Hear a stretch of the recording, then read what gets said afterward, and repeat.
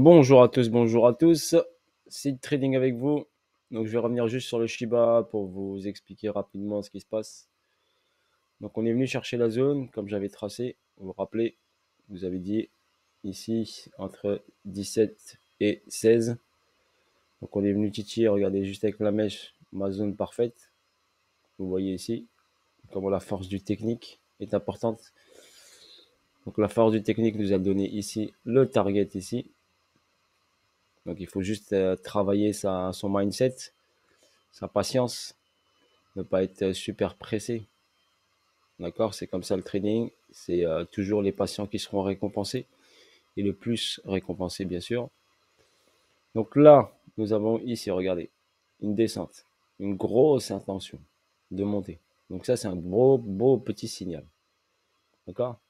On est venu ici, on a fait la TH, on est revenu en discount. On a une belle ici intention haussière avec une grosse prise de liquidité. Ensuite, bien sûr, la continuité de baisse était présente. Donc on est venu ici faire une accumulation.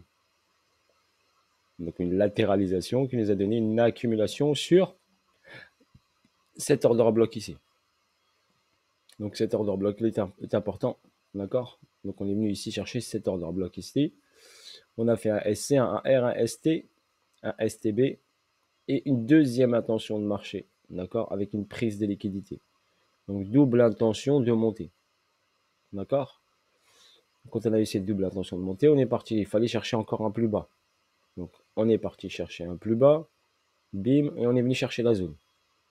D'accord? On remarque bien, les plus hauts sont de plus en plus bas, à part ici. On a une hausse, mais ça reste quand même une fake hausse. Et ici. D'accord? Mais c'est deux intentions, deux grosses informations que nous donne le prix. Mais tant qu'il n'est pas venu checker donc la zone ici où il y a un price delivery, donc un déséquilibre de marché, il ne pourra pas partir. C'est ce que je vous avais expliqué. D'accord?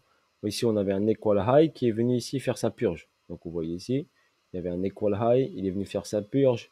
Il nous a fait une belle petite distribution ici pour amener le prix vers le bas. Là, on a eu un retest de ce niveau-là, d'accord? Et après, une continuité de baisse. Donc ici, on arrive sur zone ici. Donc, vous allez voir, bien sûr, le Shiba, bien sûr, monter.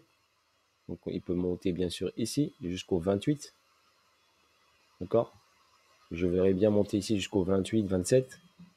Dans cette zone-là, donc cette zone ici. Donc une belle petite poussée, ou bien sur les 25, donc soit cette zone-là, soit cette zone-là. D'accord? Je verrai bien ici, plutôt ici. Quand il viendra ici, vous aurez ici une continuité de baisse, donc un dernier plus bas. Il faudra qu'il prenne la liquidité en bas une dernière fois. D'accord? Avant de partir. Donc grosso modo, on est ici sur zone. Donc il va faire quoi? Il va venir ici, soit checker ce niveau-là, soit ce niveau-là.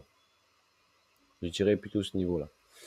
Arrivé ici, il nous fera hop un dernier plus bas, donc il prendra l'argent en bas, et quand il prendra une dernière fois l'argent en bas, on ira. D'accord? Et il faut qu'on ait d'abord ce move là. Ok, déjà là on a eu un bon petit move ici, une belle petite réaction. Il faut qu'on ait un mouvement un peu plus important pour la prise de liquidité en bas, pour après repartir directement sur un retournement de tendance et un changement de tendance. D'accord? On y est presque. On y est presque. Pour votre information, on y est presque. La performance, donc si on va chercher bien sûr ici, et la TH, ce serait 452%. Bien sûr, il doit dépasser la TH. Donc forcément, la performance sera beaucoup plus importante que 452%, pour votre information. Maintenant, juste soyez patient, ne paniquez pas, tranquillou bilou. Ok, on est arrivé sur zone. D'accord? La prochaine fois, vous allez apprendre. Regardez l'actif, montée verticale, retour à la case, zone de neutralité, montée verticale, ATH, ici. Ben maintenant, je ne réfléchis plus, vous mettez en mode robot. Quand vous arrivez sur une verticalité comme ça, mode robot, j'encaisse au moins 80%. Si vous aurez encaissé 80, ici sur cette baisse, les 80 encaissés, vous aurez pu les remettre ici. Ça vous ferait beaucoup plus de Shiba. Ok? Imaginez, là, vous étiez à 88, et là, vous revenez à 15, 16. Imaginez, vous serez hop ici sorti, la même somme en stablecoin, la remettre ici, et ben vous aurez beaucoup plus de Shiba. C'est juste stratégique, d'accord? Et vous avez le repère que je vous ai montré et je vous ai appris la barre des 50. Quand ça dépasse la barre des 50, alertez-vous que vous devez vendre votre position. Quand vous passez la barre des 50, vous êtes forcément en zone premium. Vous allez me dire, oui, mais la barre des 50 n'est pas là. Bah, si je prends mon Fibonacci, regardez, je suis là, je viens ici, je prends mon Fibo, je prends mon plus bas, mon plus haut. Donc, je suis ici. D'accord? Tac. Qu'est-ce que je fais sur mon Fibo? Eh ben, je mets mon 1,618 et mon 2,618. Ce qui me donne, regardez, le 1,618 ici. Je sais que j'ai un target ici. Je sais que le prix, il va réagir au 1,618. Donc déjà, je dois être préparé. J'ai fait cette hausse. Donc forcément, ici, j'aurai une continuité jusqu'au 1,618 au moins. D'accord? Et là, je peux sortir ma position.